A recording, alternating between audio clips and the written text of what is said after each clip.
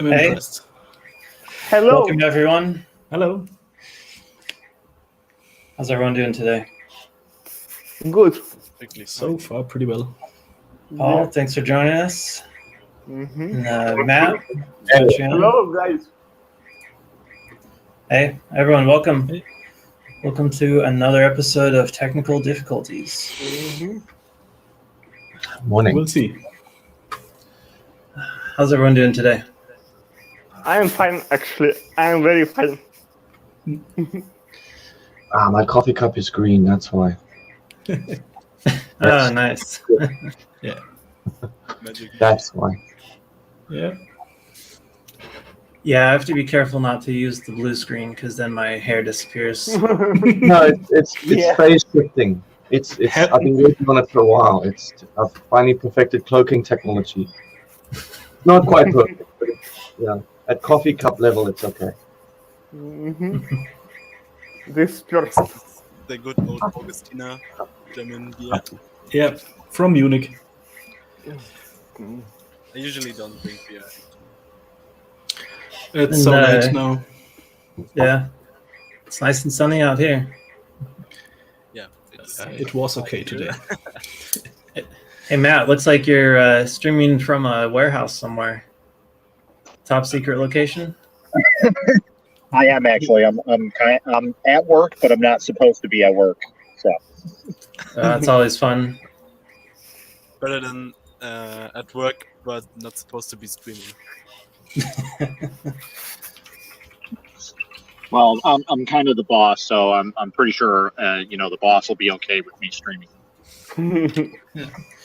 Well, Matt, since you're new here, why don't you tell everyone a little bit about what you do? The boss will be okay with me.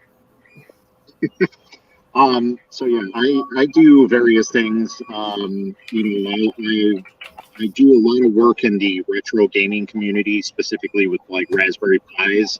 And I work on various systems from, Game Boys to custom builds, whatever somebody wants. I'll throw a Raspberry Pi in pretty much anything you ask me to. So, and then I kind of leaned into 3D printing for a little bit, and got real heavy into that, and now pretty much for my secondary job, I guess you could say, is that's what I do for a living. Is I do YouTube reviews, and I run a pretty large 3D printing group for people who are wanting to get into 3D printing, and I've run about 20 different resin printers at the moment, trying to cut that down into to bigger printers, and that's pretty much the gist of it. I mean, that's all I really do on my spare time is tinker for the most part.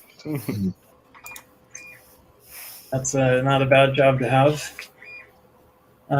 20 resin printers, man, it's hard enough keeping 2 running. Yeah. Yeah, it can get a little hectic, but thankfully, some of them are mono screens and some of them are older screens. So thankfully, like the older screens, I'll put on some longer projects and, keep them going for a long time. So I'm not having to swap out things here and there. But, I kind of print at my leisure. I don't really have too many things going on at one time. I usually run about 5 to 6 at once. And then, once those are completed, I'll set up the other, 6 or 7 and basically go on, from there. And I'll end up, taking everything off of the first set that I did and cleaning all that up and getting it ready basically just a cycle around type thing. Yeah, I got one of those mono screen types recently. The Elegoo Mars 2 Pro. It's great. It's definitely an upgrade from the last one. I mean, it's those are about pretty 4 or good, 5 those. times faster. Yeah, those are pretty good. That's like your industry standard for resin printers. Anycubic kind of paved the way for everybody, and then Elegoo came in and kind of offered a cheaper version for everybody. So, and that seemed to kick off kind of like the Ender 3 and the FDM community. That's kind of like what Elegoo is for the resin community. Yeah, I wasn't thrilled to see the price of resin printers crash so far low because one of the other groups I run is the Resin Printer Builders. And we've made a lot of various types of resin printers from scratch, projection, MSLA, and laser SLS. So when the prices fell, it's like, well, okay, it's no longer a viable option to build your own. Because it's coming in about $500 minimum to build one, and frankly, it's not as good as the ones you can buy for $200 now. Yeah, and that's understandable, and there are some things that make building one yourself a lot better, in my opinion. Like I have various assortments of resin printers, and I have from anywhere from a cheap one to a really expensive one to even a mid-range one. And I'd say even though my older one, which is a Weebox Light 130, it's more of an industrial style printer, wasn't really marketed to anybody. And when I bought it brand new, it was about $600. And, with the Elegoo Mars on the market at that time being $250, that obviously, gained a lot more traction for people. So it didn't really get the love that it really deserved. And to be in all honest, even with the new printers that I get in, I would still choose that printer over any other ones because of the dimensional accuracy that printer provides right out of the box. Like you don't have to tune anything. It's an amazing printer right off the bat. And yeah, while it's an older style and it's not a monochrome, it gets the job done first time, no questions asked. So like you were saying you could throw a Raspberry Pi in anything. Pretty much. How many times have you put one in one of these? I actually have probably, I want to say maybe like 25 times at least. I used to work with a buddy of mine who kind of, got a bad rap, and I'll be honest, rightfully so. Renegade Labs. I used to work with him on designing a board for a Game Boy, and it's kind of like an all-in-one board to make it a lot easier for people. So there's not wires and everything everywhere because I wanted to cut down on clutter and everything. So that's still one available? of the things we decided. It's not, unfortunately, anymore. As of pretty much the beginning of this year, he closed up shop and put it away. But I still have one of the last DIY kits, and it has a CM3 in it actually, instead of your normal Pi 3. But I'm looking forward to those, the CM4s that are coming out. It looks like everyone's making, turning them into handhelds in every shape possible. Absolutely. And speaking of that, I actually got some CM4 kits in. I work with the mostly for like the Game Boy style ones. I work with a Retro Flag GPI case. That's like my claim, I guess you could say. I have one of those. It's a great piece of hardware. I just got those. Got CM4 kits in, so people can have the power of literally anything up to. I was just looking at that. It still fits in the cartridge slot. Yep. I was surprised to see that because it does seem like there's no cooling at all. No, and actually, it's kind of nice. Like I know the CM3, the first version of that. We didn't really have any problems with heat being a big issue, really. Are you running it at full clock speed? Yes, we did do some testing of it. It did get a little hot, but nothing to where you had to worry about anything. So And I have the yet stock to power test the supply, that CM4. thing. So the stock power supply, that also has enough current for it. Yeah, so it does provide enough because there is a onboard power boost that provides 5 volts to it, and since the Raspberry Pi still runs off of that, even though it's at a higher amperage, with the CM4 kit it might draw a little bit more power, but with the CM3 we were getting like 2.5 hours playing PlayStation games at full res. So Nice. I think I would expect at least an hour, playing maybe some Dreamcast, something that's really high intensity. So I'll have to pick your brain about this one more. It'd be fun to upgrade the GPI case. I mean, it's not bad with the Zero, but the Zero has its limits. yeah, and really the Zero is perfectly fine for that case because the case itself does have its limitations. It's only got 6 buttons.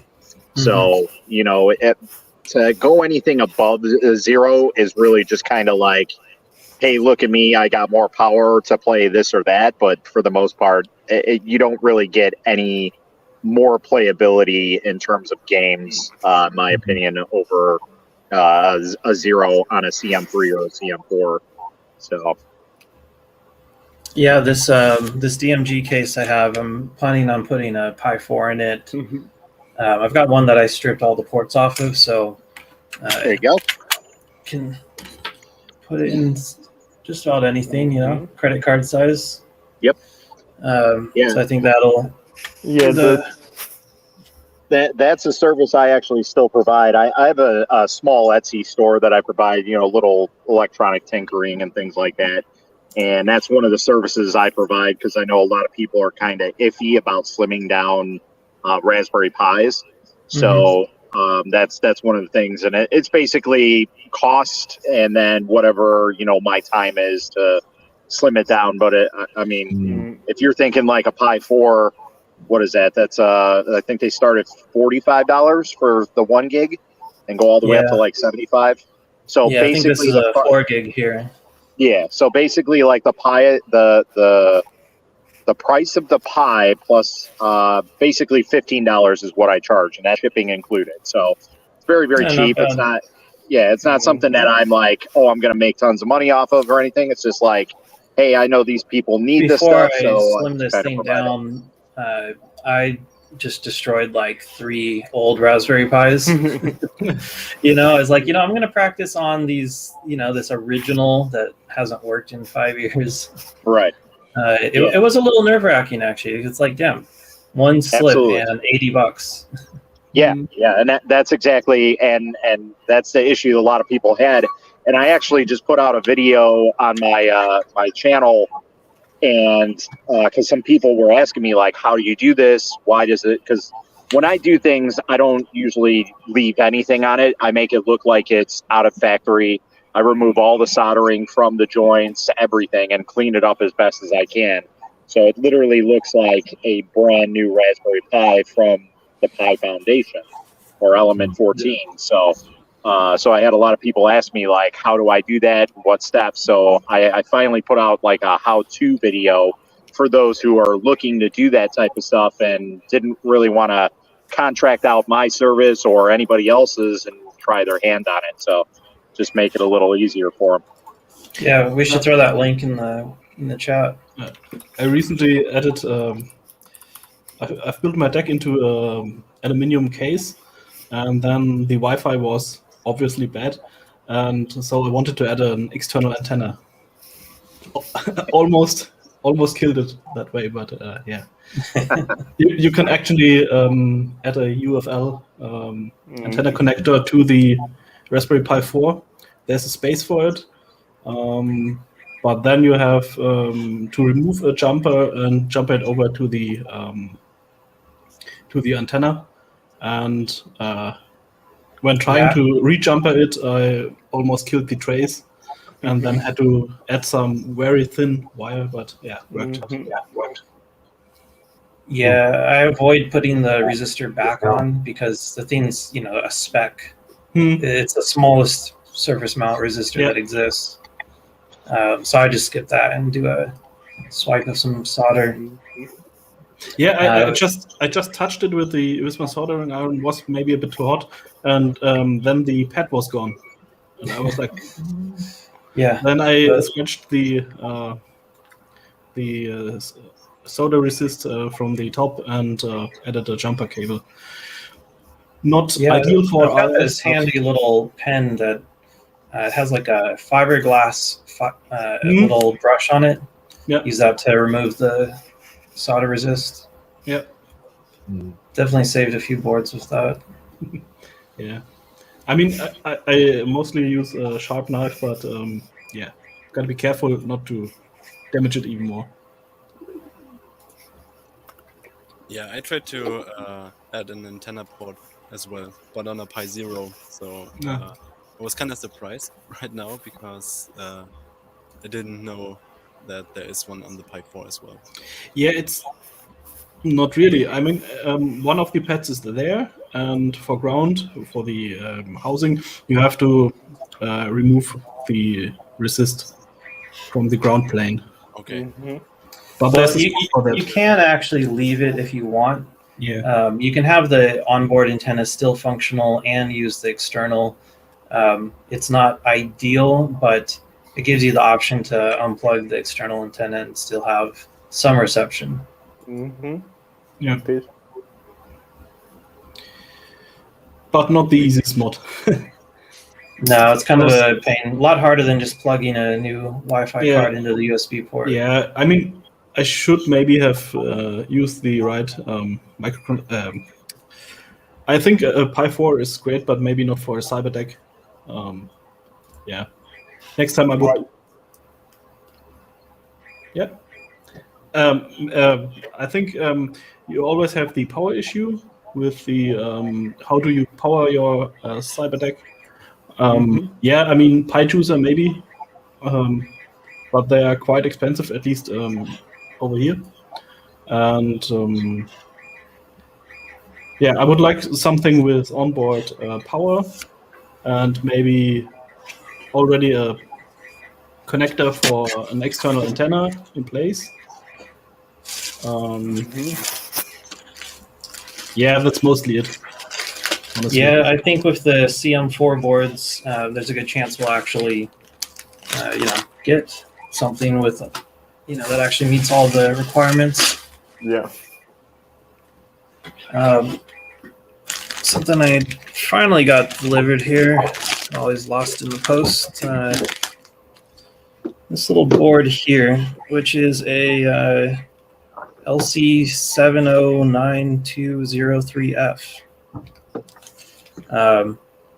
This is a voltage monitor that has a built-in IC that actually does some higher level math for you because the LiPo batteries don't have a nice, a nice drop in voltage like an iCAD.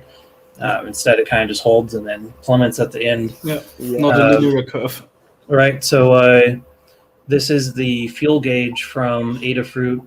SparkFun also has one on a breakout board, and then you can buy the bare chip too. But then you got to program the whole thing. So what this does is it will handle all of the battery monitoring. It gives you an output over I2C. Connect that to some other Arduino board, and then in my case, I'll be connecting that to its own display, so that I have a standalone power source. I can still connect it to the SBC, but this way, no matter what I plug it into, maybe one of the x86 boards that doesn't have any GPIO to connect with, I'll just have its own little display that'll say from 100 to 1%. And, when I see the batteries getting low, I can just unplug it, turn it off. It's not perfect because you won't have safe shutdown or anything enabled, but at least I'll be able to use this for any of the devices I have, including the Intel NUC and this other little handheld I'm making where it's another x86 board and there's no spare USB or really any good way to connect to it. But I think this power solution will actually work well enough for everybody. The end goal with it is to do a PCB design for it, and actually make it available for other people to get made as one board instead of cobbling together. It's like 7 different devices here. Yeah.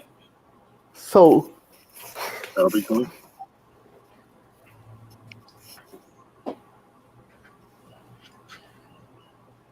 Anyone got any projects they're working on? I think what you were saying about having a sort of a separate kind of a module that babysits the Raspberry Pi or whatever SBC is being done, especially with the battery, that seems to sort of be something which I think a lot of people sort of maybe are sort of tending to think that, starting to think towards having something like that, because there's a lot of stuff which you can't easily connect or interface within a Raspberry Pi. But I think for all of us, batteries is the biggest headache. And knowing what's going on with it's a real pain. But it seems like having a Pro Micro running on the outside to do the kind of stuff that's looking after the battery, maybe adding a bit of sound or kind of operating the interface. Like that seems like a really kind of you could have it beep or something, so when the battery's getting dead. And you could still, if you still have some a GPIO or a spare USB port, you could connect it to the actual SBC and run a script to keep an eye on things, do the safe shutdown. Yeah, exactly. But having the option to use it without that, that's what I'm looking for. I recently thought it maybe would be a good idea to use a power bank circuit, a ready-made one which can charge and discharge at the same time. So I ordered a bunch on AliExpress. We'll see when they come in. Then I'll do some testing and see if I can get more of them if they work. And I also saw there were some more expensive ones where you actually can change the firmware of the board. So we'll see. Yeah, you're gonna be waiting a while, Max. Things look kind of out of hand here. I hope it's not looking good over here. It could take a while. yeah. I hope most of them Sit come tight, that your way. stuff will arrive soon. They still haven't moved that thing? No. They Our are it's hard at work. working hardly. Yeah. No.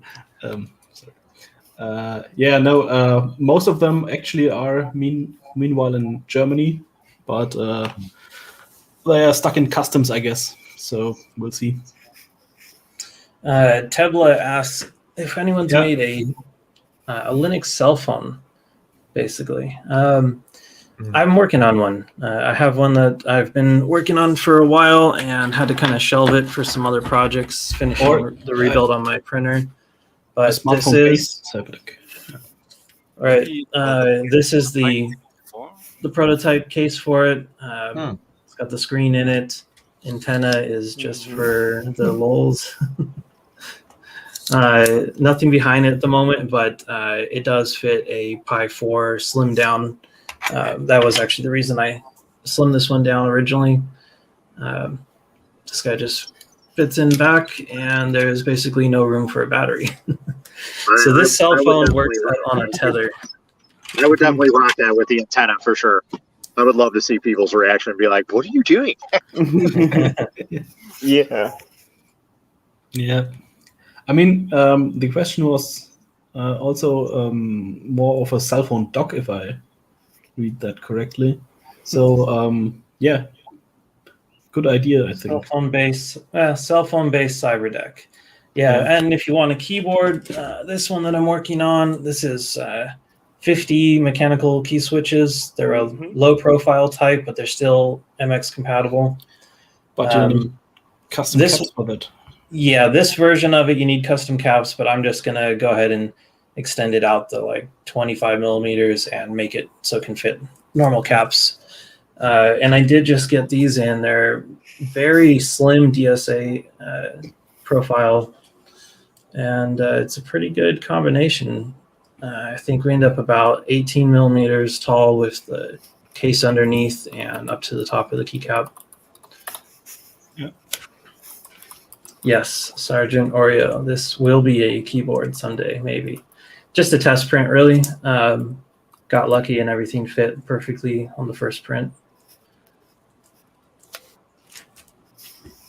Yeah, Linux on a smartphone is here, I guess. So I mean, Android is already Linux. It's just been bastardized to the point that you can't recognize it. Sure. Yeah, but the that's a full Linux, like on the Pine phone. yes, Yeah. Yeah, there's Pine Phone and Libre Phone. Yeah, the Pine phone though, it's not very good. It's got a lot of issues with it. yeah, and Similar the Libre to- phone should be worse, I think. Yeah, it's probably like Windows 10 on ARM. Well, I had pretty Yeah. bad luck with the Pinebook Pro laptop, so I did not get one of their phones because if the hardware is anything like the Pinebook Pro, I wouldn't have a phone. It's a hard Yeah, one. that's pretty much what everybody reported was it's pretty bad. So I did see that their latest firmware version, I think they're on like version 3 now. It does look like they've addressed all of the previous problems with it. So, they're getting there. We do need more of them. If Nokia would go and just, relaunch their Linux operating system, what was it, a Symbian OS? Yep. I know what that started as Migo, I think it was like 20 years ago. It was like the first Linux OS that was on tablets.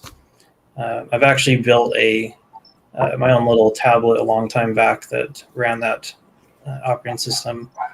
And it looked cool. It wasn't very functional, but it looked good. Yeah, that's something. I mean, the Pine phone is maybe not great, but the first iPhone was not great too. So yeah, maybe. Okay, it will not have the adoption of an iPhone, I think, but maybe it gets better from here on out.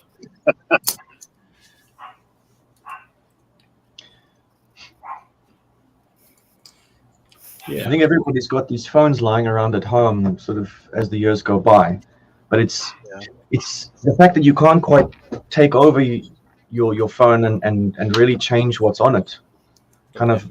Yeah. I think Yeah, if you can't log into Google, you can't even boot it Oh, up. there we go. Oh yeah, exactly like I have that. like 5 or 6. Oh, whoops. That's not a phone.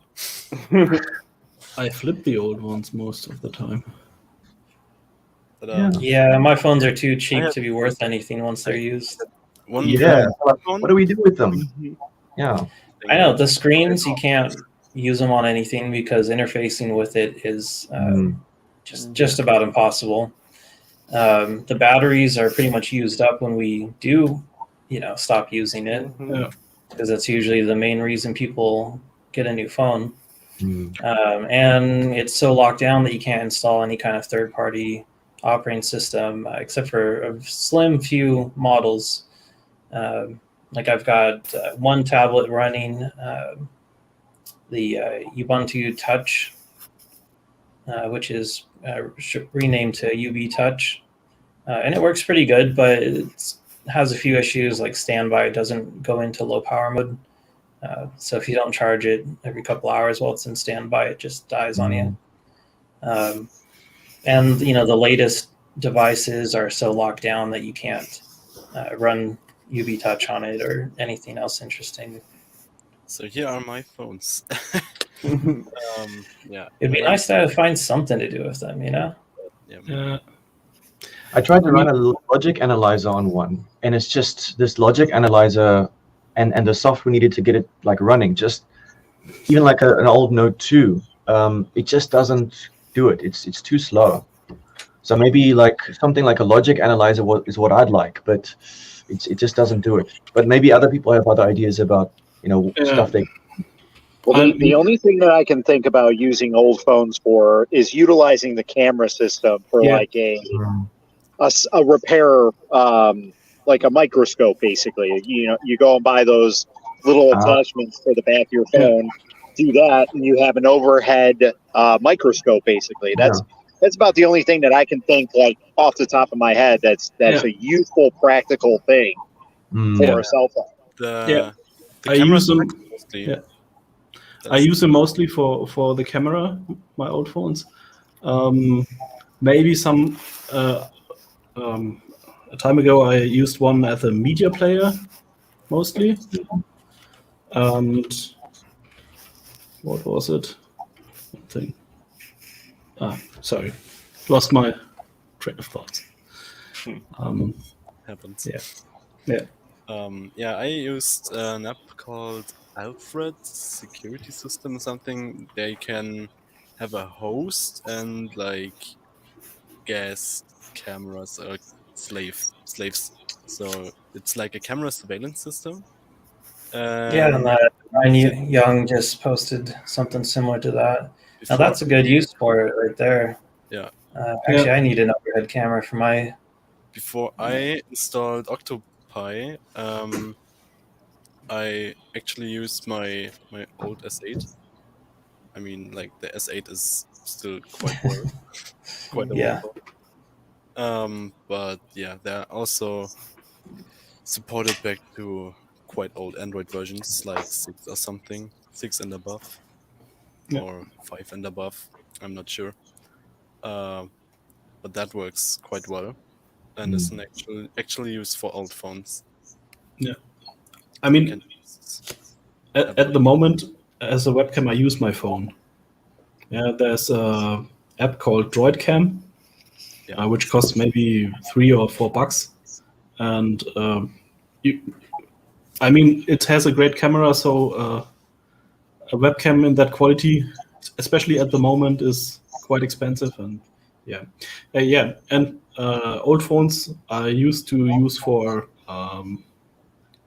if I go to a party or something where it could potentially break, I would always carry an old phone.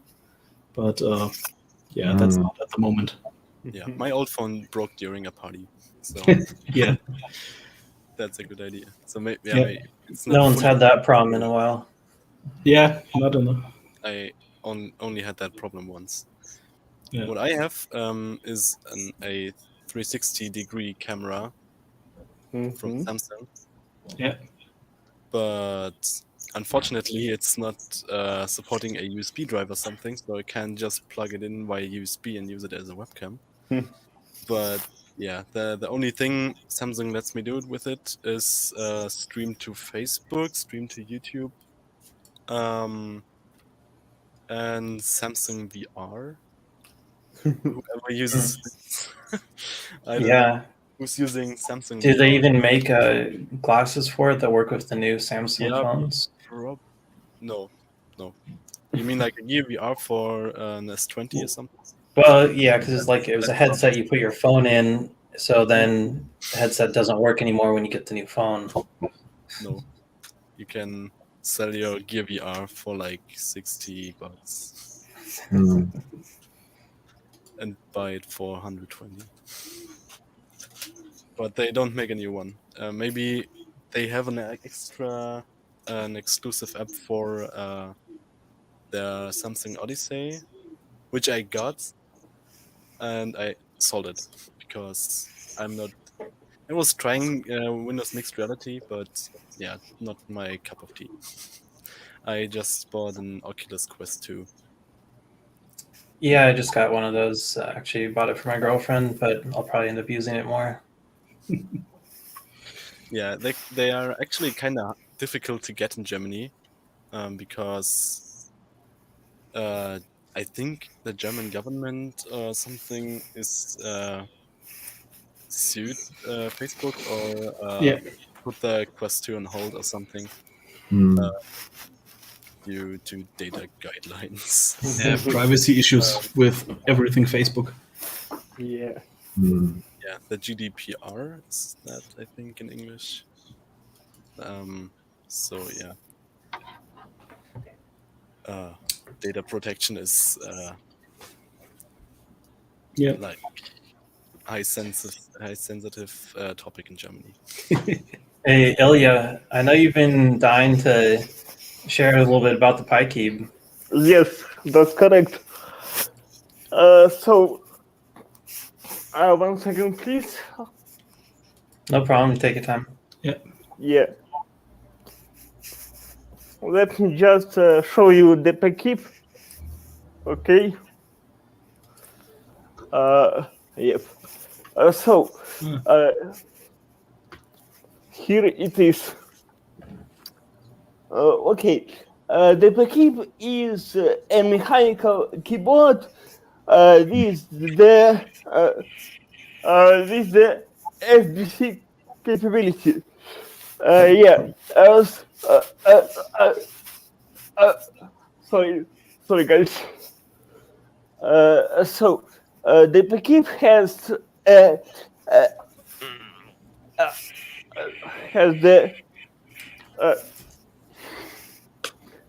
basically here you can see the Pi, and basically it's an all-in-one device, basically. Cool. Yeah, it's one of my favorite Cyberdeck designs. Yeah, thank you, Boot. The sliding keyboard, that's really crazy, you know? Yeah, actually, 1 second. Let me show you the old design which I have here. Oh, nice. I didn't know you had one put together. Yeah. But it is the okay. Never mind. So let me just put it there. And hold on a second. I'm a little bit nervous because it's basically it is basically my first time being live like this, and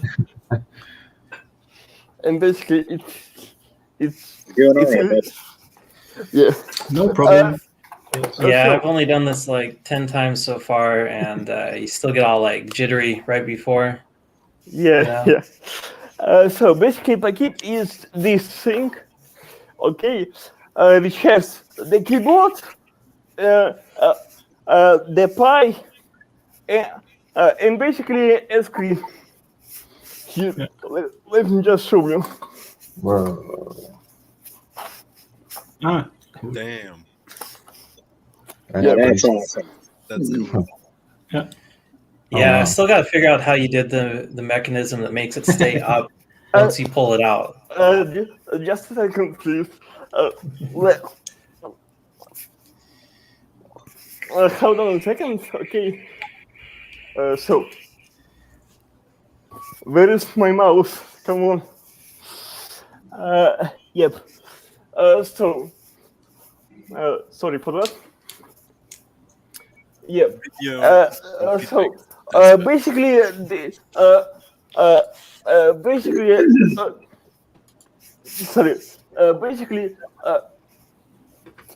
this is sorry. Basically, this is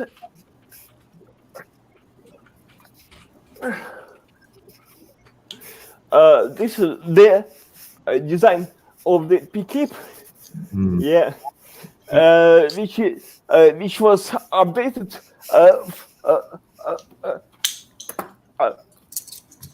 from this one. Yeah. Okay, so let me show you how I did this. Okay, so we have the hinge. All right, wait a second. Where is that? Yep. here it is. Basically, here you have the hinge.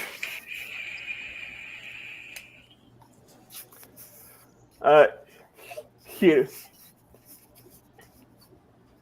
Is it a friction fit for it to stay up? Yeah.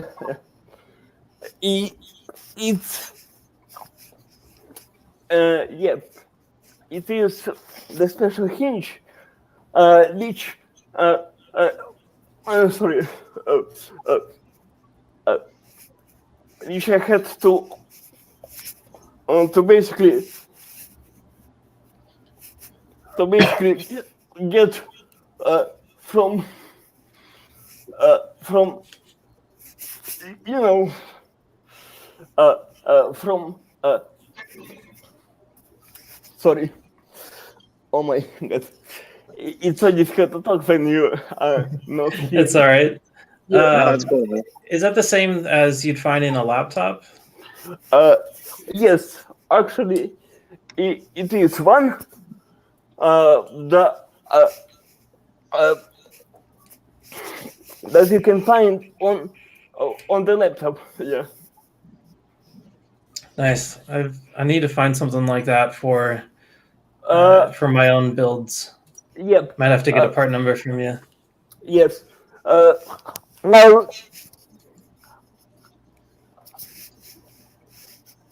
I'll be right back.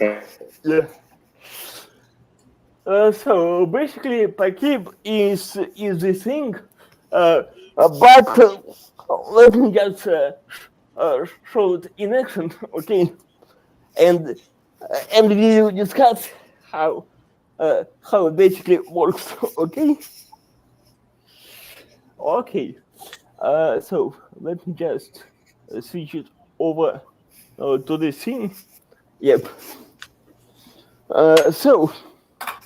Hold on a second. I'll get this over here.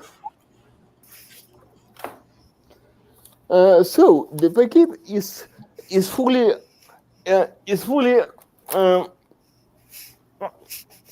as you can see. Sorry. As you can see, there is nothing plugged in right now. Yep.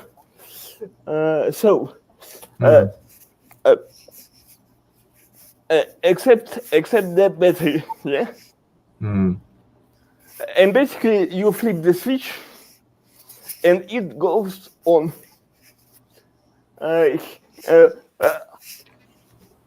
So here is the. How long a battery life do you get on that? It's over. Sorry. It's over 5 hours. That's impressive.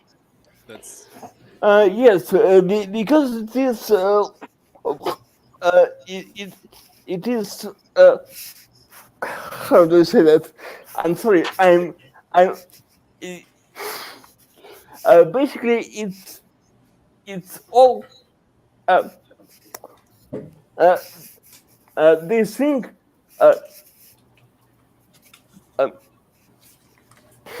Sorry. Oops. Headphone fell off. You're good, man. Yeah.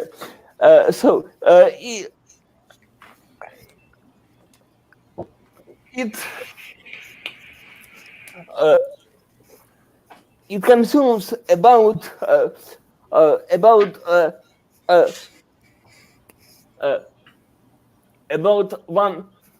1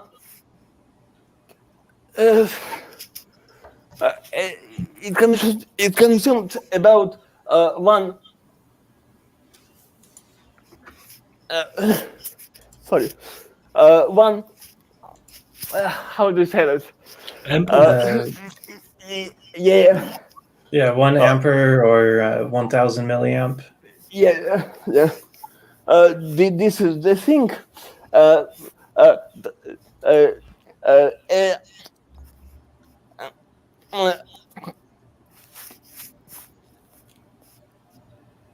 and the battery is 5,000 milliamp. 5 amp hours. Yeah. Nice. Yeah.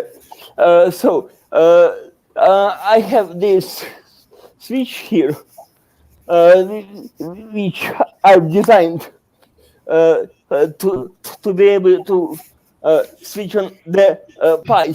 Yeah. And here it is. It is all fully. How do you say that? Integrated. Yeah. Into the Pi. Nice. And that gives you like a soft on and off too, right? Yeah, that's correct. So and basically it switches on the Pi. Here, let me show you. So does it run? I'm assuming it's tied to like a GPIO pin, and it does a safe shutdown script, that kind of thing. Yeah. So here you can see the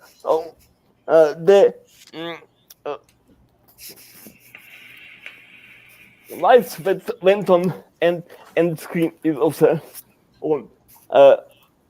I don't know if you can see this. It's a little bit. Yeah, you can't quite see it. It's clipping from the image, but Yeah. oh, there it is. Nice. There we go. Yeah. So and basically the Pi doing all the computing, but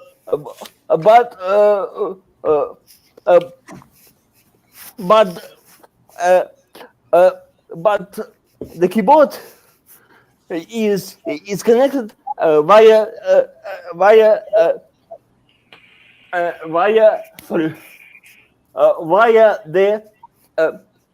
the USB, basically. Yeah. Right. So Like you've got normal separate. Yeah.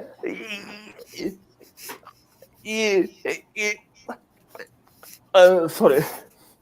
I'm very sorry. I'm very nervous, but that's okay. I will That's handle all it. right. Yeah. So it basically got an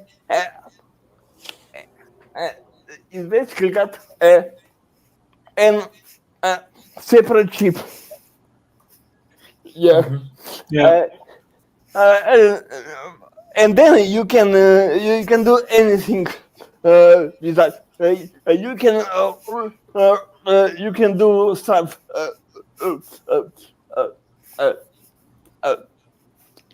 These checks. You can do a small stuff, like, I don't know, maybe some games on it. Yeah, but That'd be kind of fun if you had a game that you could play while you wait for it to boot up. yeah, that's why the screen is here. One question: if you're into keyboards, does it run QK? Yes, that is correct. I see. But it's got some code which you basically have to adapt, Yeah. for it to work properly. Does the USB port also recharge the battery too?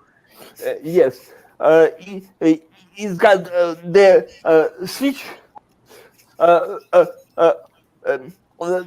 that you can plug into the computer, and the thing we keep. Will it work as could you use that as a keyboard then for your computer over the USB? Yes. Oh, that's awesome. Yes. I'm just looking at your Twitter. I see you've also got a board that has one of those compute modules on it too. Yes. This is this thing. Let me show you. But it was back in the day when the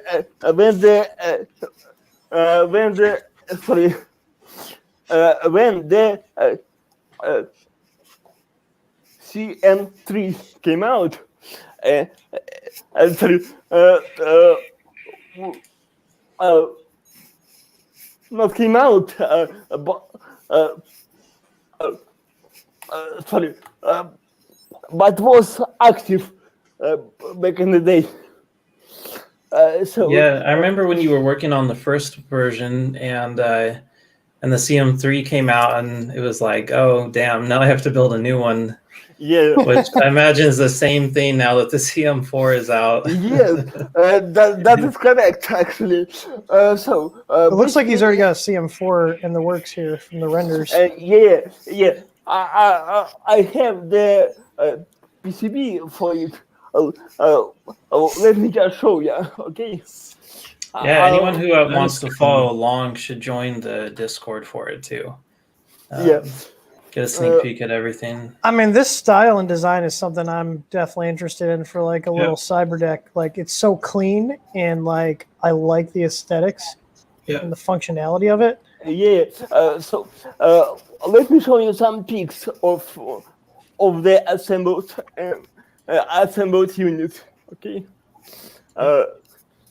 Let me just find it on my PC.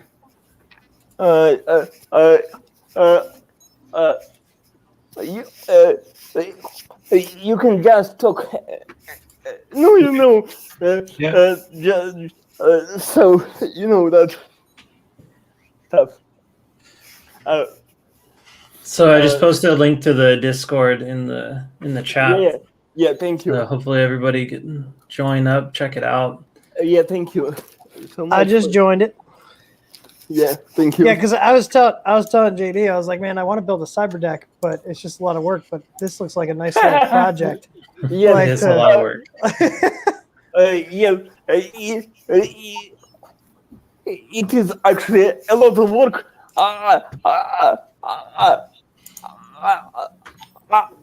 Sorry. This PCB took me about 2 years to make. You know. Sure.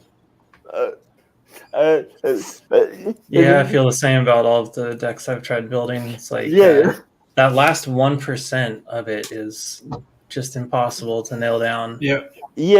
Are you gonna be selling like kits where I could be like, hey, buy the PCB and all the components and stuff? And yes.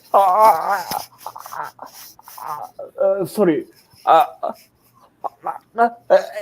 At least it's.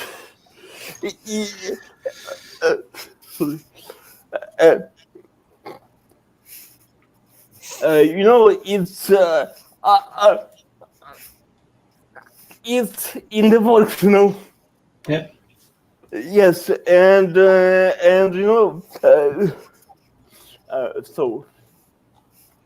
I'm just looking at all the stuff on the subreddit and stuff. I'm just going through it all right now. Yeah.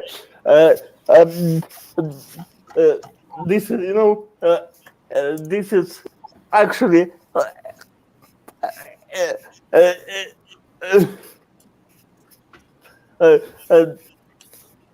sorry.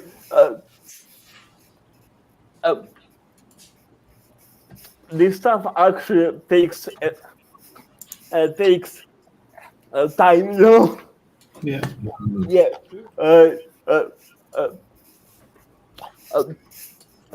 Hopefully soon enough, you know. Yeah. Hope we get one of those. So let me just show you how it's gonna look. Hold on a second. I'll just put it up. Yeah. The first 10% is hard to tableau. Yeah.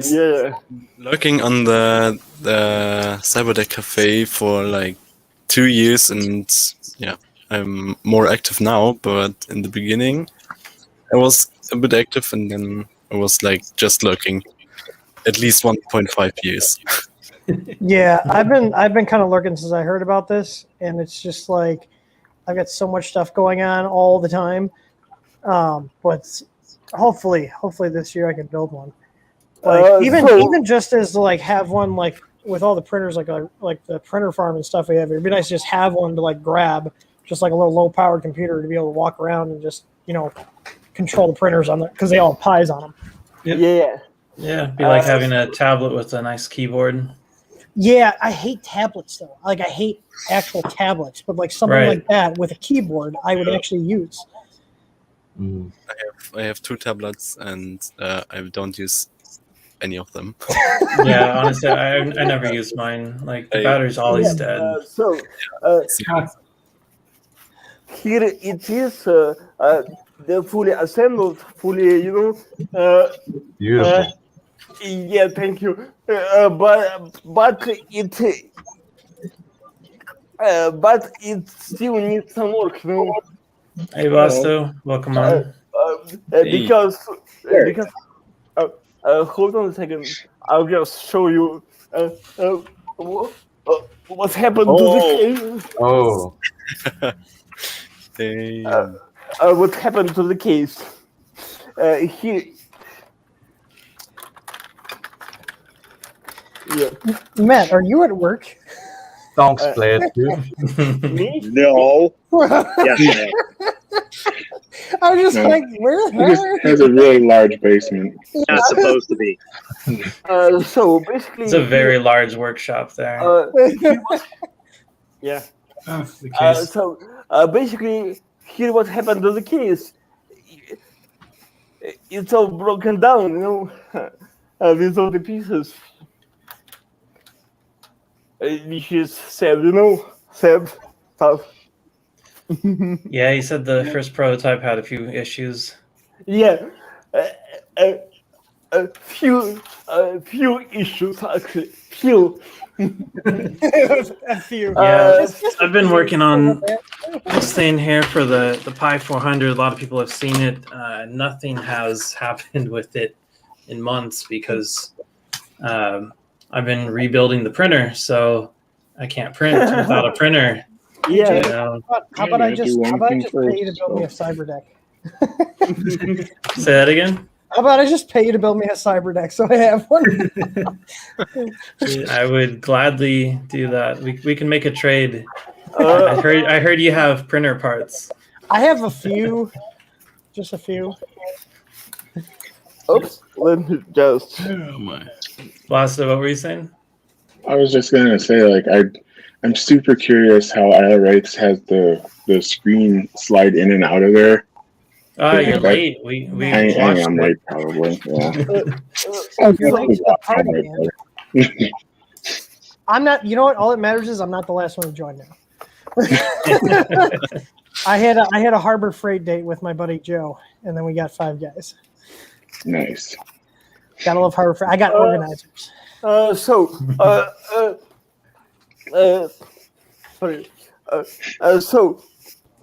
As you can see, I got the prototype here, which was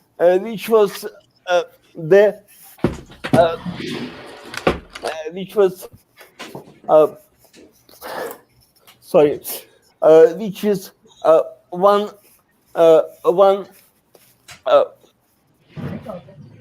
sorry, which is 1 years old, and basically here you can see this stuff here.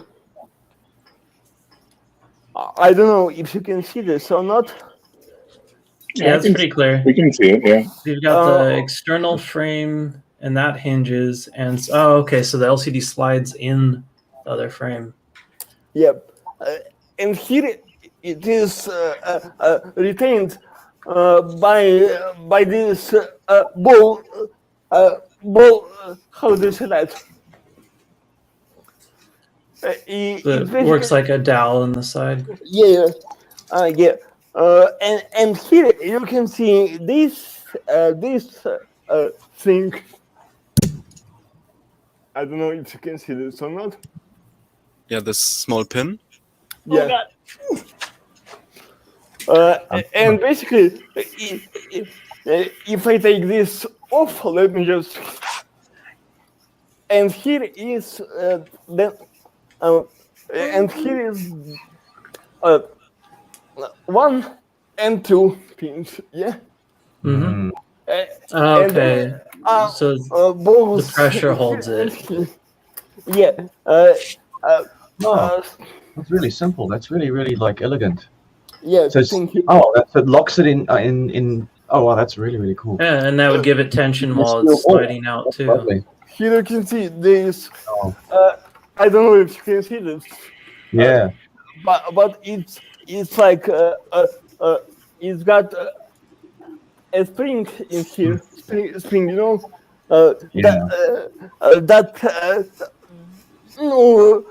Basically it is how it works. That is That's so excellent. cool. That is just so cool. Hey, Blasto, what did you end up doing for the hinge on the metal? I did something really, really simple. It's just, I don't know if you can kind of see here. It uses it's like a regular piece here and here, and it's attached as part of the frame, actually. Oh, is that ribbon cable surviving? Yeah, works fine. It works just fine. And For now. just have. Oh, yeah, that's true. It hasn't been used, but I've got a ton of these. I found on eBay like a pack of 100 for like $20. Yeah. So I'm So you can break I'm some. set on those. So And it's those just a living hinge. some M4 screws. I was going to do like a whole bolt, like a threaded rod, like I did on the Yamato, but a couple M4 screws did just fine. I just kind of wanted to be done with that project. You know, it took like over a year. So. You know, if you need to zoom in a little bit, it might look like a speaking spell almost. Yeah. Very pain in the ass of a speaking spell. Yeah. So speaking of the pickup, okay. Here's the video I've got that explains how it basically works. No. Oops. It's not. You got the assembly video up? Yeah. I think that's the video you sent me to play during VertCon, I think, isn't it? Yeah. Yeah. This is the one. Let me just explain. Here you can see. Sorry. Here you can see the screws that is holding the case. You know. This is the compute module of it. You can see the hot swappable, which you can customize it however you want, without soldering anything. You know, I have a few switches. Oops. Yeah, you can see the speaker holes on the right and left sides of the button there in the middle. This is actually this is actually the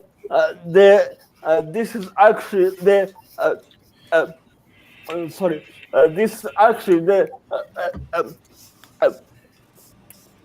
okay. This is actually the how do you say that? Well, it's definitely a good looking build. Yeah. That is so impressive. I think out of all the builds I've seen, I really love that one. And anyone just joining, we did put the link to the Discord in the chat, so definitely check it out. Speaking of links, I don't know if Player 2 wants to drop a link to his Redbubble again. Wearing one of his shirts right now. This is his Medusa you already got shirt. one? I did. I ordered it the day he put it up. I'm still waiting to get ones from VertCon, and that's been a while now. Yeah, I keep getting notifications that they'd like just printed, that they just starting to ship like yesterday. And it should be a few days. Then maybe on Monday or something, because I received the message as well when the shirt's in production. And yeah, I got the message for Blasto's shirt Well, I haven't ordered any of yours yet. Just the ones from BirdCon, which is one of yours. Yeah. So I ordered this a little bit too large. Yeah. I usually order like a size up. Hold up the design a little bit so we can see it. Yeah, I have. They're 100% cotton, so they shrink like crazy.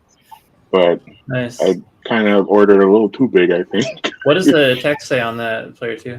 I'm assuming Medusa. I'm not really sure. I just threw in the word Medusa into Google Translate. That's really good. It's like those people running around with Chinese tattoos, which say They have no idea what it says. It's dragon. No. Yeah, and it actually turns out to be like hot soup or something. Or... I'm laughing because I have one of those on the back of my neck. Does it say hot soup?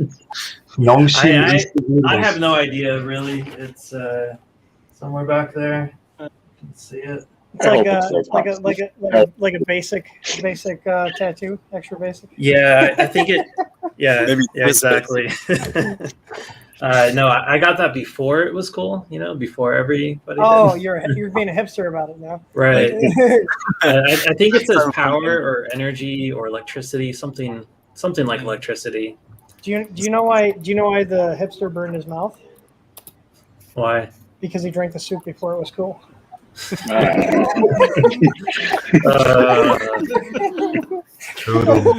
Where's Rolnery for these puns? Yeah. So how are you, Paul? Encounter or something. Yeah. Yeah, there's like this image. No, it doesn't likely make sense.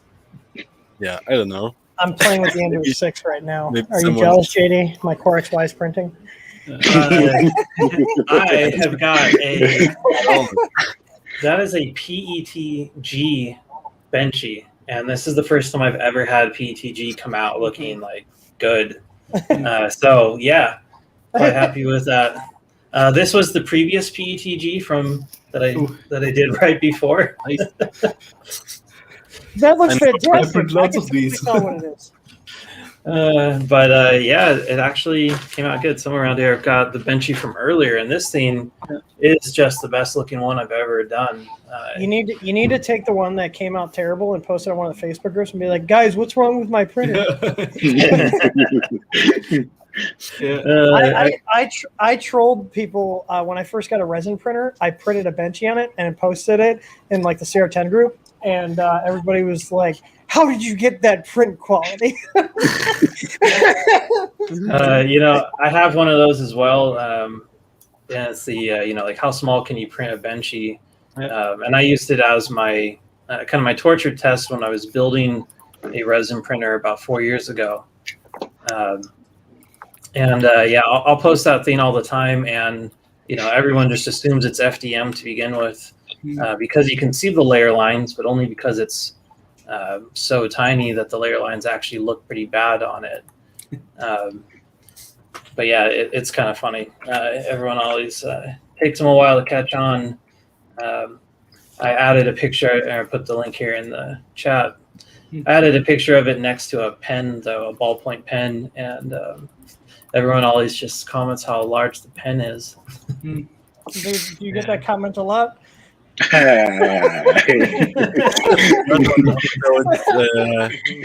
course, extra huge keycaps. Just every Friday. Extra huge keycaps. I couldn't resist. I'm sorry. I don't know, I'm probably like the only person with a 3D printer who's only printed one Benchy in their entire lifetime.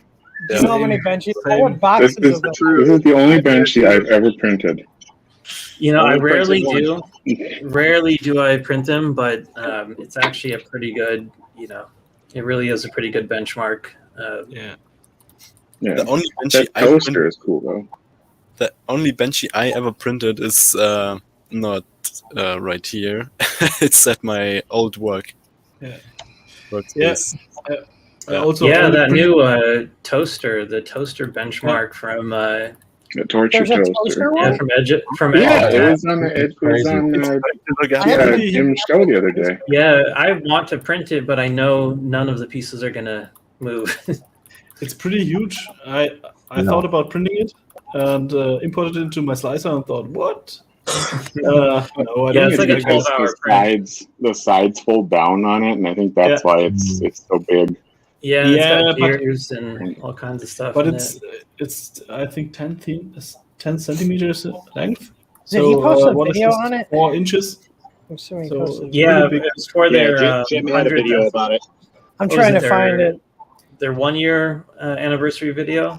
Jim, if you're watching, I don't watch many 3D printer YouTube videos anymore. I Yeah. just don't have time. I don't know where I stumbled about. Twitter, I think. So did you guys already talk about the game emulation at all, or? A bit, yeah. Just a bit. Yeah, Okay. we asked I Matt know about it. Matt's probably the most knowledgeable person I know on that subject. Hey, Blasto, Yeah. since you probably have them, you should post some links to all the Akuma mod stuff. Well, I Yeah. I don't know if I sent it to you before or not. Let me see here. Hold on. I will give Drop Creality them in the this. chat. Now that I've got my own firmware on this Ender 6, it's actually a pretty nice machine. You know, I got to I'm say, enjoying out of any Creality machine that I have been using, the CR6 is actually a really, really nice machine. Until it catches on fire. Well, thankfully, I have the fixed version, supposedly. But for the board, because the issue, there were two things catching on fire, the power switches and the motherboards, which is why I'm not using mine right now. I've already replaced the power switch, but the motherboard makes me kind of sketched out. All right, good to know. Just I thought it was You just didn't power see switch. that? There's literally a whole GitHub with like pictures of people's boards that have craters in them. No, I didn't even let me look see. at Those it. are Like, speed holes, Tim. Those are speed They- holes. Oh, That's Just get an ANET. It's extra cooling, you know? yeah, here, I can. they were just Yeah, jealous of ANET. That's all. Go straight to the source. you Yeah, know? here we go. So there's a whole GitHub page called the CR6 issue list. And That's never good. yeah, it's a whole Git. Why are these pictures not showing? Oh, here we go. Look at the char marks. Look at that. Oh, That's just a little black around the edges. That's nothing. Man. That's just a little toasty. I did I did yeah, something there's- like that. only once. I put 3 links in the private chat. I can't post to the public chat though. So I'm not Right. on YouTube. You have to actually go to YouTube for that. No, you can Yeah, do It that. doesn't let the guests post for some reason. Why is this not letting me play the GIF? Where's the GIF? I need the GIF. Oh, there. Wait. Oh, it's just not. It's just not. You said GIF, I heard it. Oh, you can it's see broken the spark. just like the You machine. can see the spark there, down right here. You can see Yeah. it's like there's light coming from Yeah. the inside. There's Yeah. no lights in there. You Yeah. see right there. Yep. That's frightening. Like, It's the air Quality. freshening function, isn't it? let's It see, makes CR6 ozone, issue. You know? Yeah, I don't know why all their stuff isn't most of their image here, overheating or burning of the motherboard. Several reports have been made. Creality has partially acknowledged it. It's only 0.15%, they said. I did see this. Oh, They basically said all this words basically said, yeah, we found some issues, but get bent. We already have your money stuff. Yeah, we already have your money. Get bent. Like It's better than Tronxy. At least they actually reply. Tronxy just Oh, yeah. I don't understand how Tronxy's still in business. They This sell is- the this thing cheapest printers. This thing is That's okay. why. I'm 12 minutes in on this Benchy. It's pretty far already. Yeah. Damn. I mean, yeah. The printers from China get better and better, but the last 10%, the quality control is still an issue on some things. Well, they So- put the quality control stickers on it, so you know it's okay. QC so stands those are quick checks. yeah, the quick Yeah, check. Right. The Quick quick check. checkers. But Like look also, at it. Good. Send it. I mean, quality control is not easy. Yeah, I already got my dad once built his own 3D printer and only used E3D parts, and then the thermistor stopped working, and he wondered what was the problem. And my uncle has a business where he does X-ray and 3D scans from the inside of objects, and so he shoved the thermocouple into the what is it called in English? Yeah. Anyways, yeah, it was scanned from the inside, and they found a broken wire inside, and then he wrote a mail to E3D, and they how because one of these scans would usually cost a bunch of money, and they were a bit overwhelmed, but yeah. I think they fixed it. They acknowledged it. They fixed it. Yeah, But I can't that imagine was they have many customers sending in Yeah. MRIs of their parts. yeah, I would love to do that for a lot of things that I built, like really see how the structure looks inside. yeah. You know, see 3D how the prints infill would do it. looks. Yeah. If you see 3D prints, then yeah, you see all the air that is trapped inside, and which are possible weak points. And where was it? I think the Discord someone talked about printing transparent objects. Yeah, we were talking about that a couple of days ago. Yeah. I tried that one. I did that too, and I got it really very clear, but only with PETG and an extrusion factor of 120 or something like that, or even more. So the Thicker the problem, better. yeah, the problem is the air that is trapped between the layer lines. Yeah, this one here is something called T-glaze, Yeah. and it is it's just Nylon. PETG, Ah. but without the G. So it's just Yeah. PET. So it's just like the purest version of Yeah. it. This stuff is incredible for doing clear prints, optically clear prints. You do a really thick nozzle, really thick layers. Is it, you said PCTG? PETT or just Oh, PET. PTT. Okay. Without the G. Yeah, or it's just No PET. glycol. No gangster film. No gangster filament. It's from Tallman. I really don't Yeah. like their nylons. I've never gotten them to print properly. They are too pure. I But think. yeah, the PET or PETT, those things work great. Yeah. I've been using that for since I started printing, pretty much. Yeah. Yeah, their nylons. I'm sure they could work. I've just Yeah. never been able to They do are- it. Yeah, they I think especially in the beginning they did not modify their nylon, so it's really hard to print. The problem I've from had the- is they shrink so much that no matter what you do, they're going to pull up. Yeah, that's with the partially teilkrystalline thermoplast. It's with the partially The best crystalline thing with thermoplastics. nylon though is like have an enclosure and get the temp up. Yeah, it's kind of like okay. ABS, but more of Yeah, a pain in the ass. I mean I've been the using problem composites lately and had pretty good success. the problem with nylon is that it's a partially crystalline thermoplast. Is it called like that?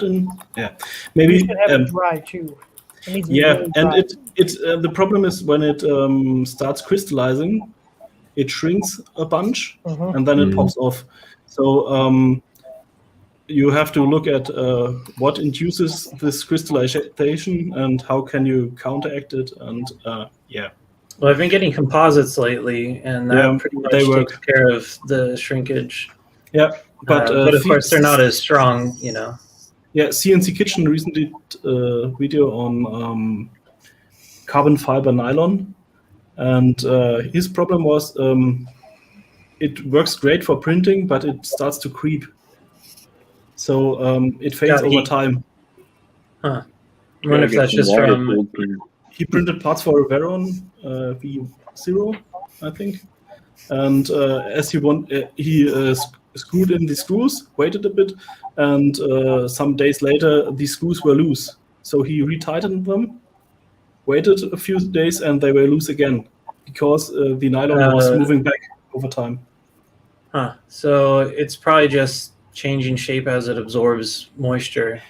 Maybe, but the discussion in the comments and so on was that it has to do with the carbon fiber inside the polymer that changes something that makes them creep. But I don't know.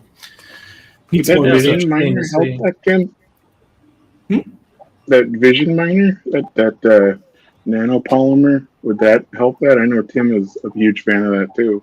I'm using it on this print right now on the glass Yeah. bed.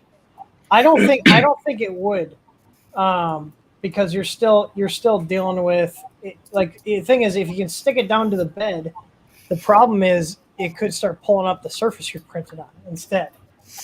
You know what I mean? Yeah, I wrecked the surface from my first build plates that came with my printer, but with ABS.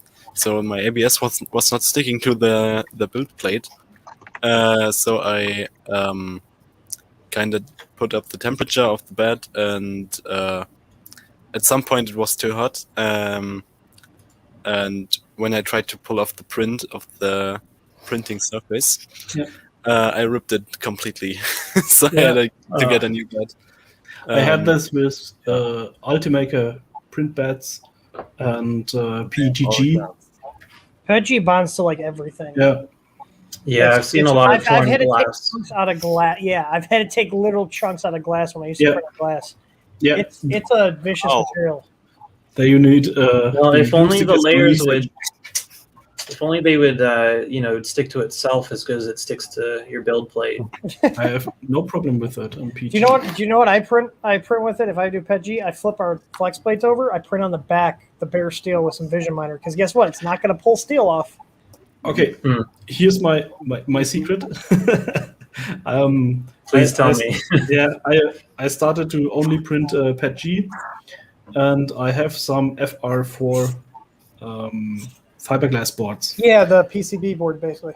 But without anything on top. And I print on it, it sticks perfectly.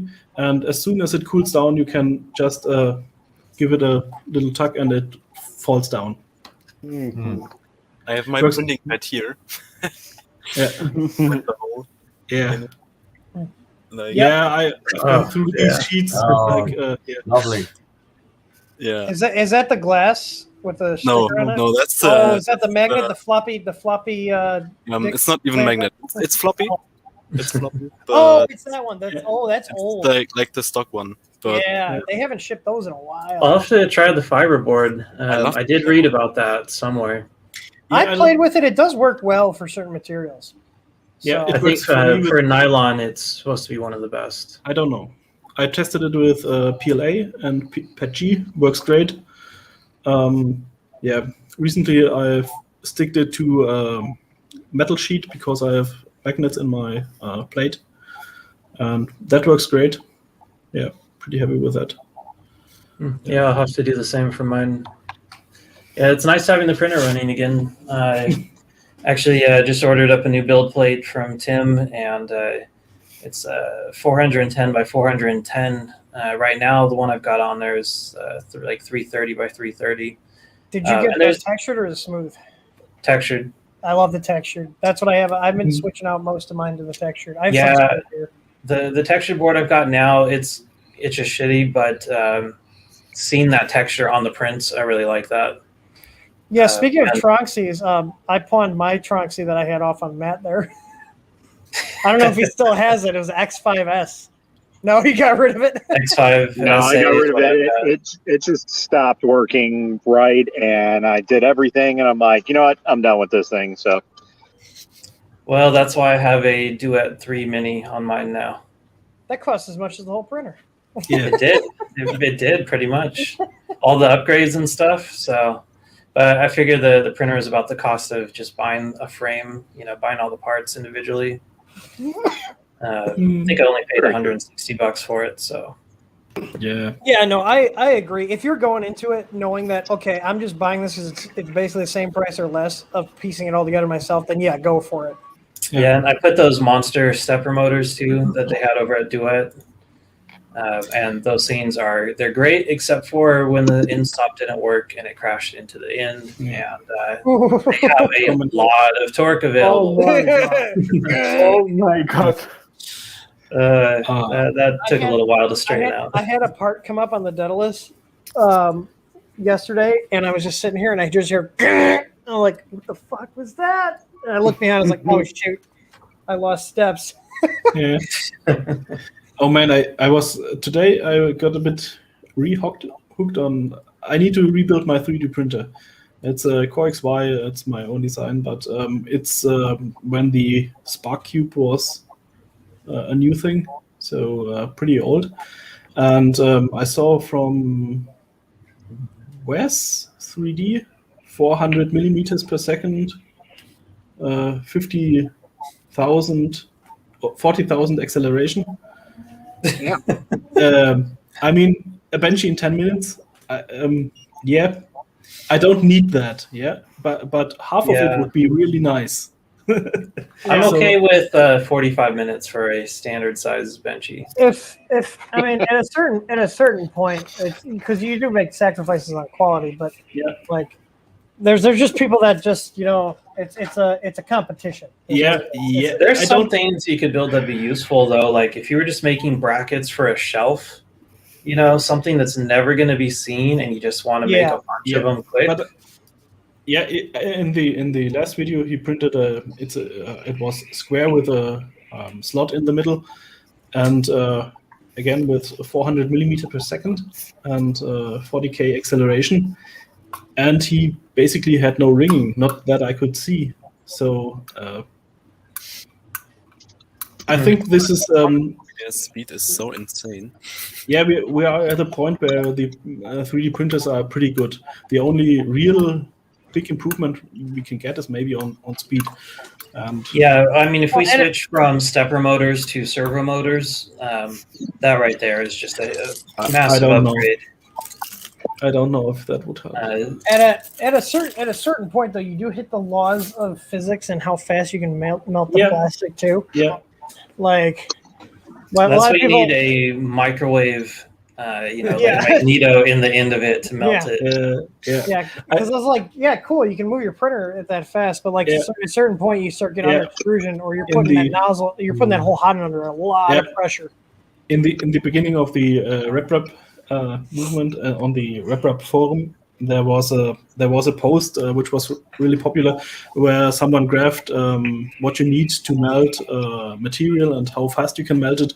And even back then, where you were absolutely happy if you could print at 50 millimeters per second, it was clear that one day melting the filament would be the main problem. Yeah. So my internet took a shit. I'm getting I gotta run a PID tune on this Ender 6 because I'm getting like 2 degrees plus or minus on the hot end.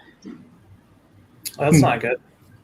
Usually, this is using the same PID tune as it's the same hot end setup as the other Enders and Crealities, but must be the custom firmware. Oh yeah. Well, we actually have PID tuning available, so there's that. You can't have PID errors if you don't have PID tuning. It is what it is then. I think about taking an Ender 5 Plus after I moved out. So I think that's probably the next printer I'm going to get too. Is the 5 Plus. Yeah, I've got a 5 Plus. It's behind me in a giant acrylic enclosure. I actually use it for ABS right now. So that bed will actually hit 100 degrees Celsius stock. So Blasto, tell everyone about the mods you did on your printer. Well, power supply underneath the whole. Changed everything. So I literally changed everything. Most of it came from Tim. So I did power supply, bed, the build plate rather. I rewired everything. I turned it into an all-in-one design. I got rid of the control box because I don't really print with ABS anyway. Because when I first got my printer, I had a Parrot, and with the off-gassing from ABS, I didn't want to. Take a chance with that. So I really have no need for ABS anyway. Did you get rid of your tin wire ends? Yes. I also... This was out of our print farm printer that our guys did not de-tin the wires like they were supposed to. Yep. This is why I tell people to not tin their fucking wires. Yeah, not for screw terminals. We came in and I was like, it smells like burning electronics in here. Well, there's crimp-on ends you're supposed to put on the wire when you put them into those. Yeah, those are. I use ferrules if I'm switching stuff out a lot. But knock on wood, I've never had an issue with bare wires. I have had issues with these. Yeah. Never had this happen with bare wires ever. Yep. You ever look at the power rating for those blocks? It's like a fifth of what they put through. Well, and these are also not even like these are like a couple cents a block, like versus like. Oh wait! I got a box over here. Hang on. You know, like these, your China ones, they're just generics. Versus, these are from Phoenix Contact. Yeah. So, like that's what we use Phoenix Contact. Like these cost us like 90 cents a terminal. Yeah. So there's the 3 of next them upgrade here. I'll do. So easy board.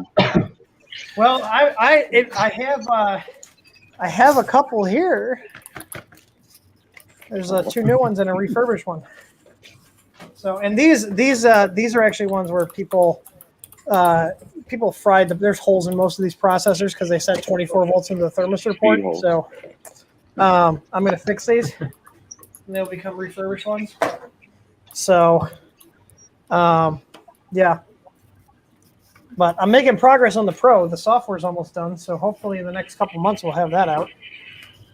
And what was the difference with that? They said it could have 2 hot ends, or so the Pro is going to have a lot more features in general, but the main draw is going to be it's going to be a dual extruder, dual hot end, 2 hot end outputs, 2 thermistor inputs, and 5 drivers. So you can either do dual Z motors and the single hot end, or a single Z motor output and 2 hot ends and extruders. Cool. So the whole silicon shortage is really screwing things up right now. Like we ordered back in, I want to say it was end of December, 300 more boards, and we paid the PCB manufacturer, like the assembler, and they go, we accidentally, our one guy pulled chips for another customer, and yours were supposed to go out first, but now we don't have any processors left. So that's rough. And the cheapest, we usually paid like 10 to 12 a processor for the 1769 LPCs. They're like $47 to $60 for the ones we can actually get. So it's not even worth us running them right now. We were able to get a hold of 120 processors at like $20 a chip, give or take a couple bucks. That much though, man. Yeah. I mean, the LPCs were always expensive. Like in quantity, they're right around 10. Like compared to the STM, like the STM 32s at like Big Tree Tech and Creality, like $4 a piece. The new Raspberry Pi 2040 chip, do you think it's got the juice to run the printers? The 2040, I haven't looked at that. Because it's only like $2 for a complete board. Raspberry Pi 2040. Yeah, it's their new. It's kind of like an Arduino type. Yeah, the Pico. I'll look it up. But with a whole lot more power. I don't think it has enough I/O pins. It has 50. You'd have to do some multiplexing on there. Yeah, I mean, there's not a ton of I/O pins. I'm looking at it right now. How many do you use now on your board? I'd have to look at the schematic. It's like we use almost every single one on a 100-pin package. Oh, wow. So, I'm just looking at this. I hadn't heard of that, the 2040. Yeah, I pretty much live in my own little world. Right now. Everything is hard to get at the moment. At work, we were running for screw terminals, and recently we started buying everything we could get in Europe. So we've been not only chips and stuff. Yeah, as much as we can. Although I am running low on toilet paper, I should probably order some. That was like the first thing Germans bought en masse after the pandemic started. Yeah, no one was buying food. Just toilet paper. I bought a bidet. On zero. I did a big brain move, got a bidet. I don't know. There was in Germany was this story where the Italians bought condoms, the French bought wine, the Germans toilet paper, and the Americans guns. But I don't know if that's true. But it's not true. We already have the guns. I'm good. Ammunition. I'm already stocked up. No, you can't buy ammunition. You can just buy the guns. It's getting better. We can get it here in Indiana. But again, it's funny because all my friends are like, "Man, I gotta buy ammo." I was like, "You didn't just have it already?" I was like, I'm good. I haven't gone to the range in 2 years because I don't Well, feel that's like the problem right there. Is you can't just go, go you're blow just off spending a crate. $500 on a weekend just shooting a couple mags, like especially like the AR rounds. So I bought an AR right before the pandemic started hitting, and I have not shot it yet because the ammo started getting hard to find, and it started getting like I think 223 and 556 is over $1 a round right now. Just hanging on your wall. I had it hanging up at one point, but there's no wall behind me now. It's So I mean that's always a bit of a strange thing for Europeans, I think. Yeah. Because our gun laws are so strictly. Yeah, you can. I think you can only carry a gun when you're a cop. Yeah, Well, you or can you still have have a special, slingshots, though. Yeah, slingshot channel. Yeah. I'll show, I I'll love show that you guy. Yeah. Those are the best one, videos. though. I have a literal meme gun here. Yeah. The Wow. the yeet cannon. And we are demonetized. Yeah, I think so. Yeah. I don't think this is what I keep in my office. I hear something go bump in the night. It's Sorry for bringing up the topic. I don't think you will demonetize you. No, I Yeah, have to it gets demonetize to locked get out. demonetized. Oh, it's Yeah. true. That's true. One of my buddies bought this for me for my birthday because I was like, I don't like High Points, but that's funny because the history of that is High Point had a thing online where they let the internet name the gun, so everybody mass voted for Yeet Cannon, and they're like, are they actually going to do it? And then they Oh did yeah, it. I was part And of that vote. I was like, okay, I got to get one just for the lore.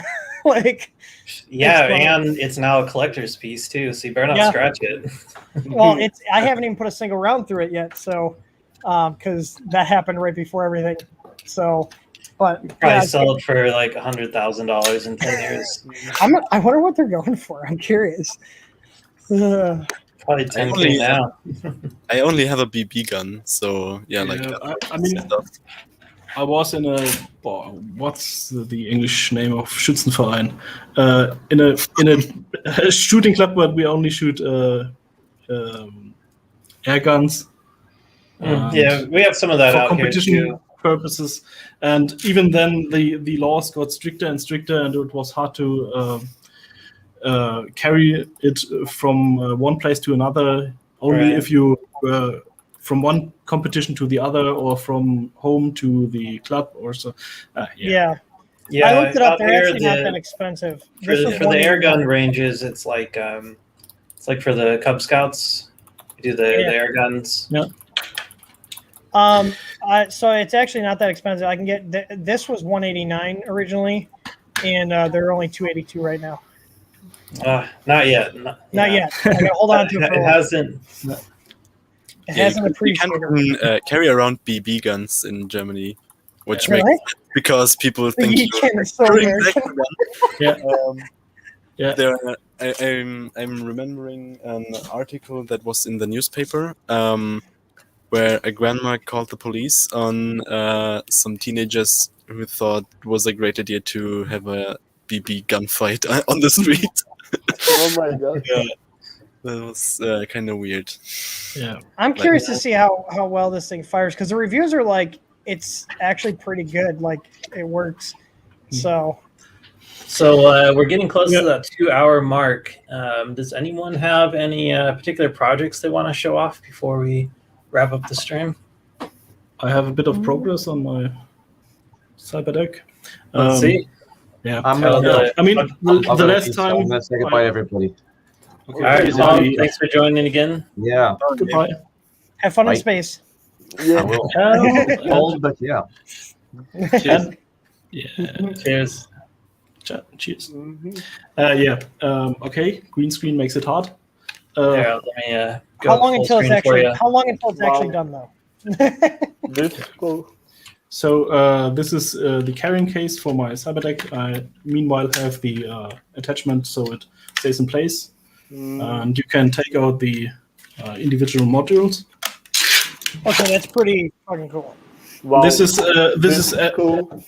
these are actual German military boxes made from 4mm aluminum. I'm working on a video. If DaVinci Resolve lets me, I'll publish it soon. And yeah, Wow. that's that's the. That let's looks see. awesome. This There's is a really What's cool. the other modules? that's What are the a other modules? yeah the keyboard. That's basically the screen, a trackpad, and the Pi itself. Nice. And Is that a metal shell or is it yeah, plastic? it's aluminum, 4 millimeter aluminum. Nice. I'll translate. Aluminum. We don't have that here. So odd to say aluminum because Yeah, whatever. you get to Wow. aluminium. A light so it's metal. split in half. That's one half of the keyboard with two rotary encoders. The keycaps are from a typewriter, which I bought because I did not have nice keycaps for that. And it's I like those. MX compatible keycaps. I think those fit the aesthetic you're going for. Yeah, that was the purpose. So Yeah. I especially bought this typewriter for the keycaps. And it was pretty cheap because it was broken, but what was broken was there was a fuse which was burned. On this one is a little OLED screen. It runs QMK. This is cool. And recently I've been working on this carrying solution, and it also has a strap. And Nice. for this, I have some cables, which are this is the one to connect the two halves of the keyboard. You should definitely try to take them for airport security. Yeah, no, maybe not. And this is my keyboard USB cable to mini XLR. And for this, I designed some clips. These I posted, and Attached to a belt or something yeah, this is for the strap on the. Show us that mechanism a little bit closer to the screen. It's basically 2 parts. And yeah, it snaps in and can be detached. Yeah, Yes. that is for the That's nice. for the USB I cable. could use that for a lot of cable management. Yeah, I mean, there's ones you can buy that are similar to that, but they always just fall apart. when I'm done with this project, I'll share it so you can print your own. And Nice. then for this cable, since this is a bit special, I designed these brackets. Sorry, they are black. But you can put Just the like dock it in there.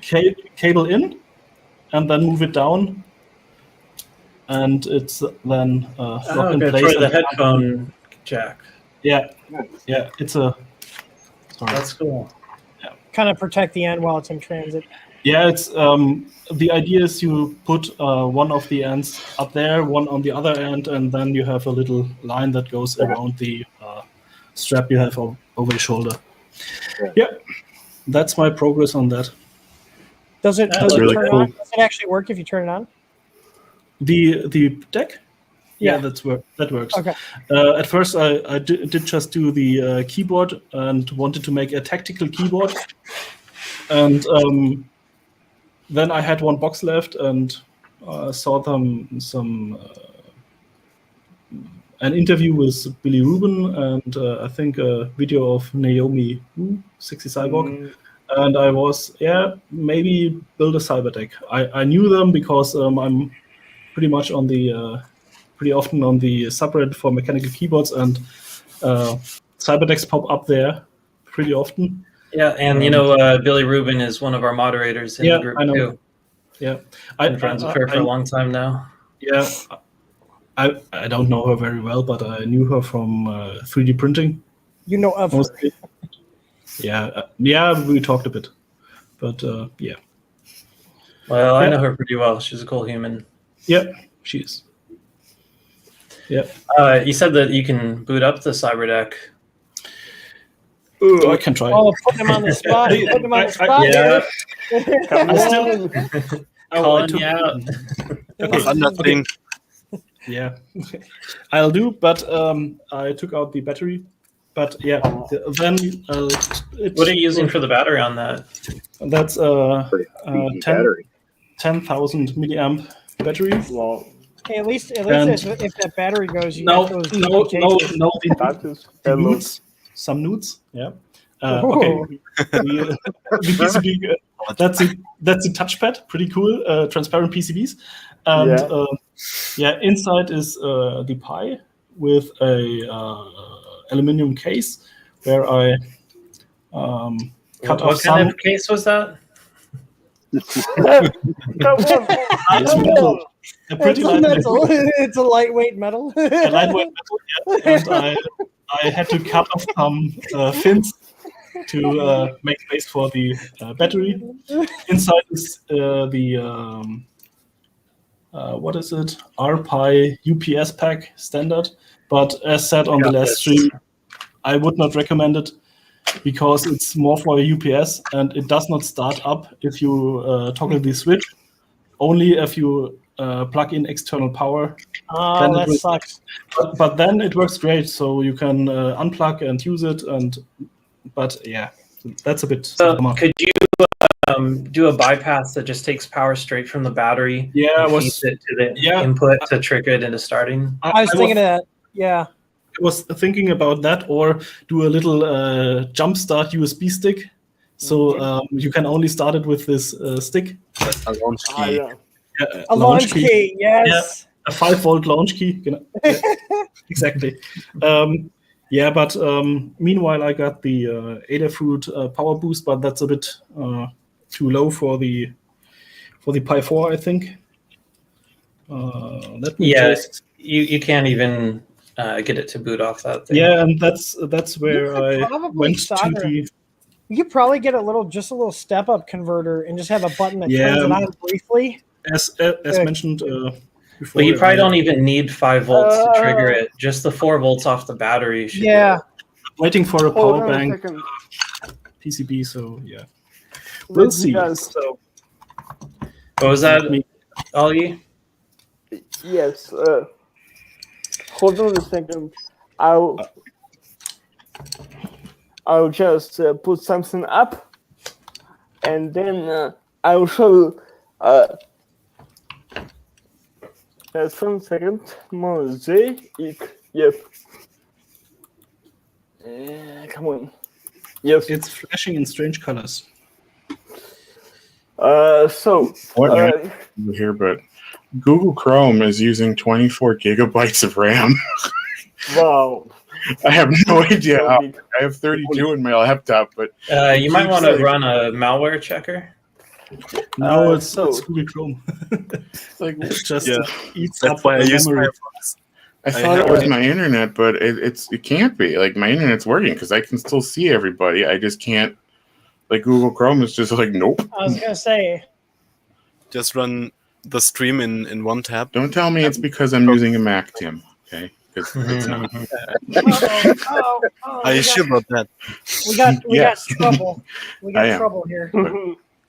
But also, my microphone came. Yeah. Almost blew it up. Happy. Yep. Puppies. I can't turn it on because I switched the polarity of my battery, which I just found out. So as you can see, if you didn't try it. Yeah. Okay, go ahead, Ellie.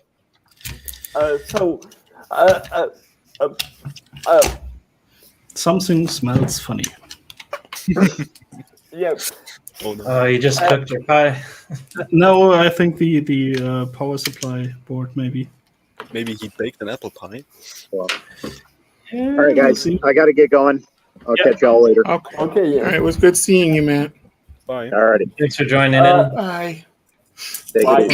Bye. Yeah, and we're running up against the 2-hour mark here too. So I say, Ollie, if you want to show yours, and then. Yes, I would like to show my project F4-bit. This thing. This is the big switch. Oh my god. Put a benchy next to it, and you can make a benchy as a keycap even. Yes. and it is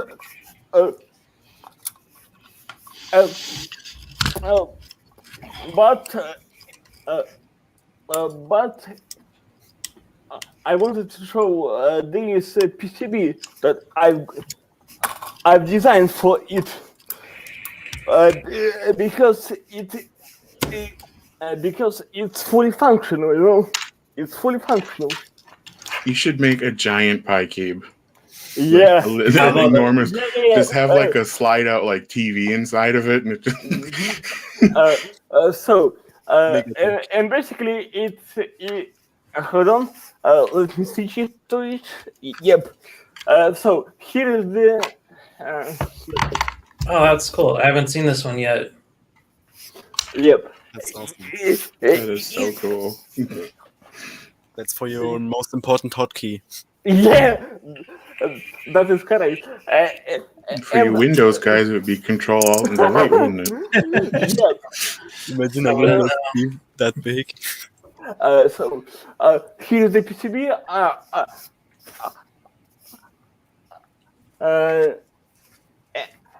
And basically, here's the case. Oh, you got some serious lighting on that. Yeah. You got to have RGB. It's a keycap. Come on. Well, it's a gaming keycap. That's why it's got RGB on it. All the RGB. And as you can see, it's Transparent. yes. Yeah, so Is that resin printed? No. That's one of the giant caps. Oh. They're kind of expensive, but they're a novelty thing. Hey, look, it's working. Oh, it's running. Yeah, let's Still alive. open that up. Awesome. And yeah, you can use Yay. the trackpad. And, It's Very running. nice. yeah.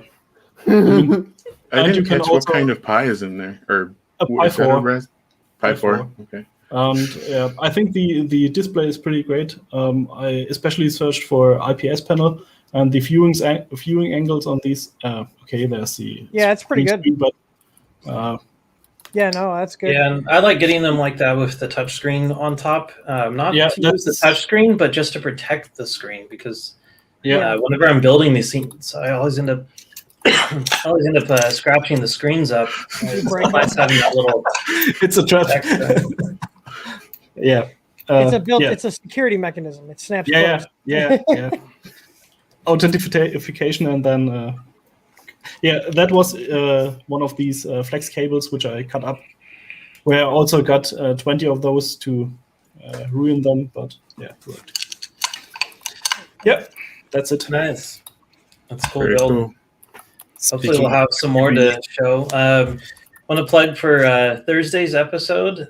We will have Dahlia Lux and Billy Rubin will be joining us. This is going to be a episode dedicated to mechanical keyboards, 3D printing them, building them, restoring them. I think we've got a couple antiques to show off. And yeah, it should be pretty fun. Maybe I should go to bed early and come on. Yeah, I did it 4 o'clock on the VerdCon stream. So Yeah. yeah, I was going to bed at like 11 p.m. and woke up at I don't know 2 or 1 a.m. Yeah, it's 4 a.m. That's a bit early. It's like that meme I was sent worth you, it, though. JD. Yeah, the burst. I'm always there for keyboards. Yeah. Yeah. So thanks for I'm- thanks for being on, everyone. We're gonna wrap it up. Yeah. And He's we'll telling us, see you guys "Shut up, all it's here over." next week. Yeah, that's what we're doing. Yeah, it's alright. So every Saturday is like called our International Day. You know, we have it at a time that more people are able to join in when they're overseas. And then Thursdays are late night. So For America. yeah, but even for that, it's a bit late for the East Coast. Did you notice my German Shepherd America? Oh yeah. I see. I had to get it. It's just so ridiculous. Before we jump off here, does anyone have any links they want to post? Any projects they're working on? I All right, so I was hoping that you could share the link to his Patreon. Yes. I did have. Where's go. Where's Player 2's shirt shop? Oh yeah, let's get the I red was looking bubbles for up. that. Come on. Anyone still watching? Go buy I the need merch. more. I need more graphic tees. Yeah, I'm currently designing some stuff. So That yeah, was secretly my whole reason for the VertCon, was just to get t-shirts. It was just a big thing to sell shirts. God. No, it's so that I could buy cool shirts for myself from my own store. What a scam. today I made this loading animation. It's I don't know. nice. Took me like an hour or something. Pretty All right, cool. guys. Well, we'll see you next Hold on, week. I got a link here to Oh, you Player got it. 2's shop here. Hold on a sec. And my channel name is here. There's for the 10 people there's still there's watching. It's in there's the a private chat. There's a PyCube Patreon too. Yeah, definitely check it out. Let's see, and we'll put this link up for everyone. Please, guys, check it out. It is such a cool. I think it's probably like one of my favorite like Cyberdeck designs. That screen that slides out is. Oh, I love that. I mean, I hell, really if you put together a package with the PCB and all the components, I will totally solder that up. do. Same. Nice. All right, well, next time, see ya. Later. Bye. Great day. Bye, nerds. I mean, like